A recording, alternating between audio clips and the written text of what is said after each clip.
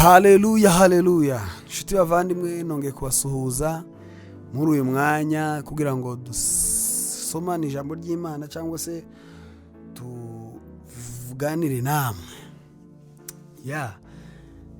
Uyu munsi noneho birasa naho byahindutse gatoya. Twatumaze iminsi dusoma ijambo ry'Imana kandi turacakomeje kira gitabo cy'itangiriro dukomeza hamwe na Bibiliya yose. Uko tuzaguma tubona umwanya tugenda dusoma muranyihanganira amazi iminsi ndahari, ariko ubu ngubu twagarutse kabisa dukomeze dusome ijambo ry'Imana.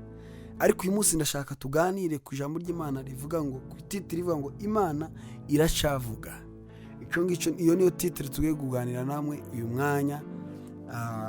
Reka dusenge Imana ubundi dutangire. Mana, ndagushimiye kubwira ijambo ry'Imana tugiye gusoma. Rekubane natwe n'abaryumva nabo bane nabo, rihindure ubugingo bwabo, rihindure icyo washatse ko gihinduka ku bwabo. Ijambo ryawe Mana rigende rikore, ntaba ari twebwe kandi ntaba ari bo, ahubwo izina ryawe rihabwe icyubahiro. Amen. Dusome ijambo ry'Imana riri muri Yobu ibice 33 umurongo wa 14. Yobu ibice 33 umurongo wa 14 haravuga ngo, Imana ivuga rimwe ndetse kabiri nubwo umuntu atabyitaho. Imana ivuga rimwe ndetse kabiri nubwo umuntu atabyitaho. Tugiye kuganira kuri aya magambo. Iryo jambo ryamfashije ukunda Imana izivuga. Hari abantu benshi tugiye kuganira nabo, ndabizi aho uri, aho werereye, ndabizi uraza gufashwa, kubera ko hari abantu bahora bibaza ngo ese Imana izivuga, Imana izivuga. Nico ngiye kuganira nawe, kubwira ukuntu Imana yovugana nawe, kubwira ukuntu Imana uzoza uyumva, kubwira uburyo bwose utegeye, kandi Imana ndabizi umwuka wera araza kugusobanurira ijambo. Yes, inshuro nyinshi mu gitabo cy'ibyahishuwe abantu benshi muza mugisoma, ahantu henshi urasoma ukumva ngo ufite ugutwi niyumve iby'umwuka abwira amatorero. Ufite ugutwi niyumve, ufite ugutwi. Muza muzumva namwe ahantu henshi bavuga, bagenda basobanura, bavuga iby'amatorero, bakavuga barangiza ngo ufite ugutwi niyumve iby'umwuka abwira amatorero. Nibajije cyane impamvu iryo jambo rigaruka kenshi muri Bibiliya. Ndabyibazaho, mbitekerezaho. Ntekereza ko Imana izi ko bigora cyane. Imana irabizi ko bigora cyane abantu kumva. Abantu ndibaza Imana irabizi ko abantu bigoye kumva.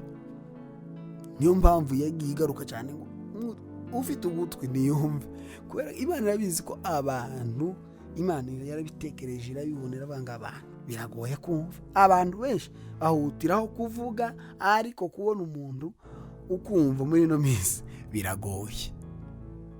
Kandi twese kandi wese wewe ukumva yamvuga, nawe wiyumve kandi nanje ko ndiyumva. Wiyumve muri iri jambo twaye tuvuga. Biragoye kumva, abantu ndi bakicumva, ahubwo kuvuga usigaye winjira aho winjiye hose ugasanga ni ukuvuga.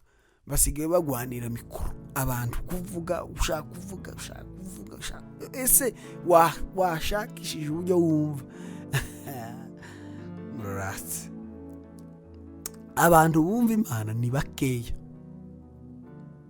Abanyatorero bafite ikibazo gikomeye. Abantu bo mu itorero bafite ikibazo gikomeye cyo kumva Imana kandi urivuga. Abantu bo mu makorari, abantu bo hehe, abantu mu ngeri zose zikanisa, biragoye abantu ntibakicumva, ahubwo bazaba bashaka kuvuga. Icyo nicyo kibazo gihari. Benshi nta matwi bafite yo kumva Imana yayivuga.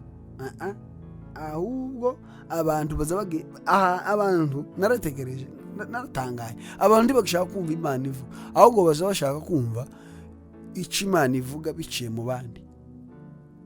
Ko muri ubuco kintu bagashaka ngo bumve icyo Imana ivuga, ariko ntibafungurire amatwi Imana.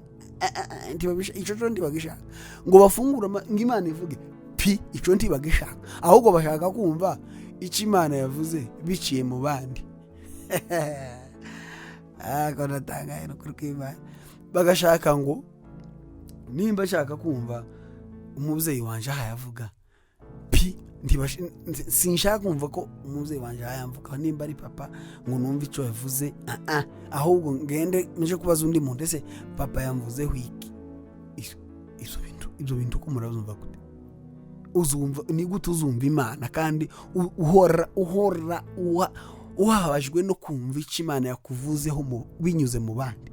Wafunguye amatwi ukumva, birababaje ko nukuri.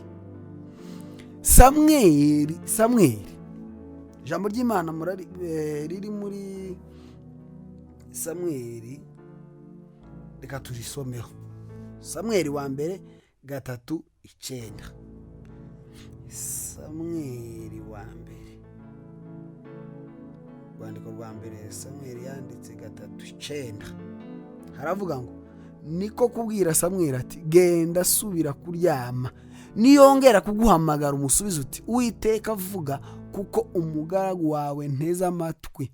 Nuko Samweli asubira kuryama aho yarari.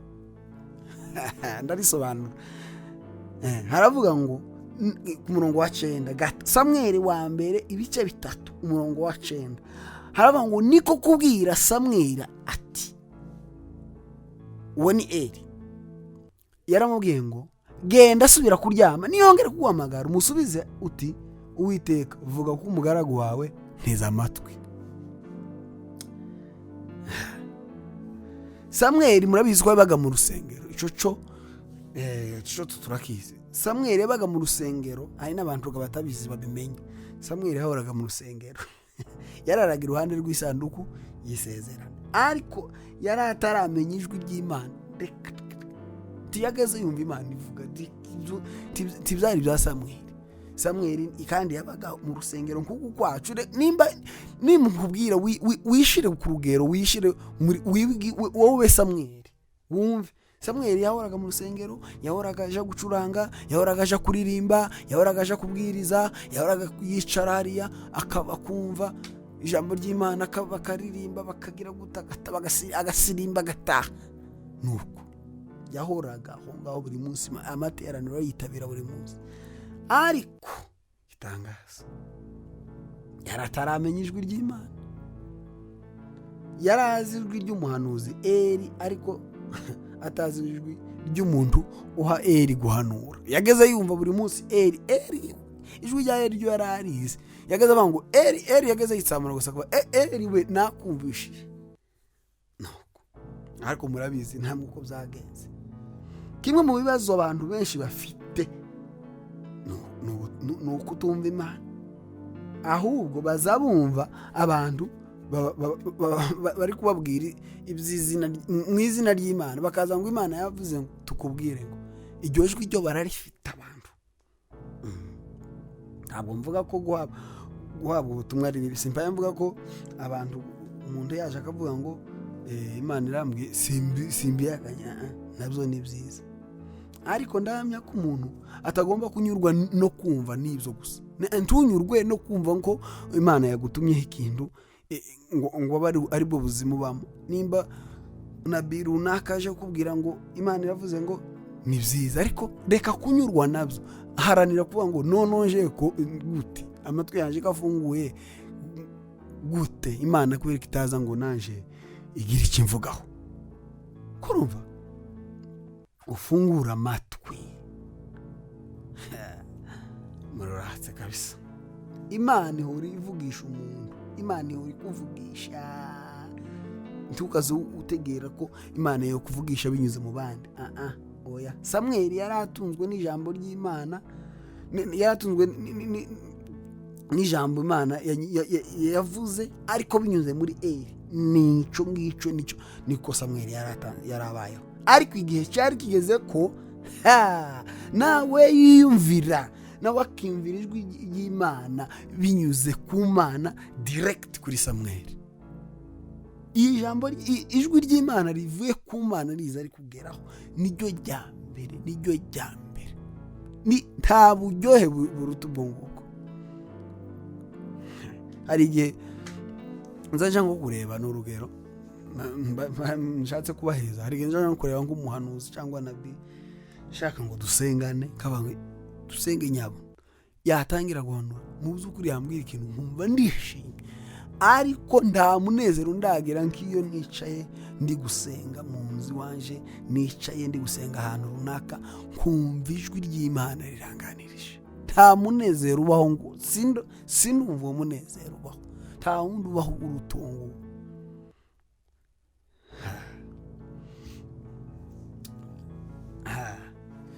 Eri amaze kumenya ikibazo cya Samweli, Eri yari amaze kumva, yari amaze gutahura neza ibyabaye kuri Samweli, niko kumubwira ati genda usubire kuryama, cyanditswe twasomye. Aramubwira ngo genda, niyongera guhamagara umusubize uti Uwiteka vuga kuko umugaragu wawe teza amatwi. Eri yari amaze kumenya ko Samweli Imana iri kumuvugisha. Ntiwaba umaze imyaka mu rusengero ariko utarumva ijwi ry'Imana. Ku musozo ngiye gusoza, ntiwaba umaze imyaka wicara mu rusengero ariko utarumva ijwi ry'Imana.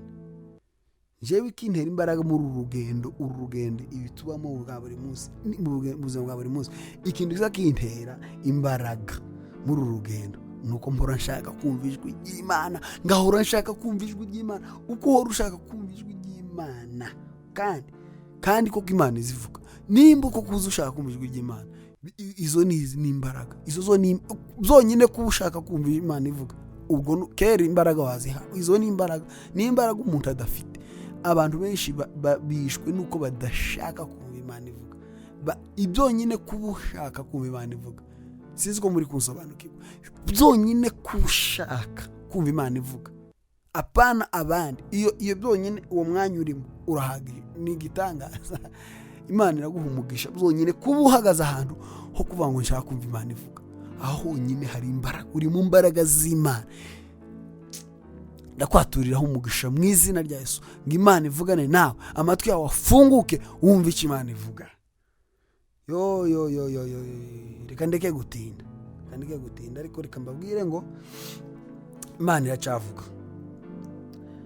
Hari ikindi yayivuga ku byo uri kwibwira none, ibyo ushaka kugeraho, ibyo ushaka guhora ubwira Imana nkorera ibi. Imana iracyavuga. Imana hari ikiri kuvuga kuri ibyo bintu.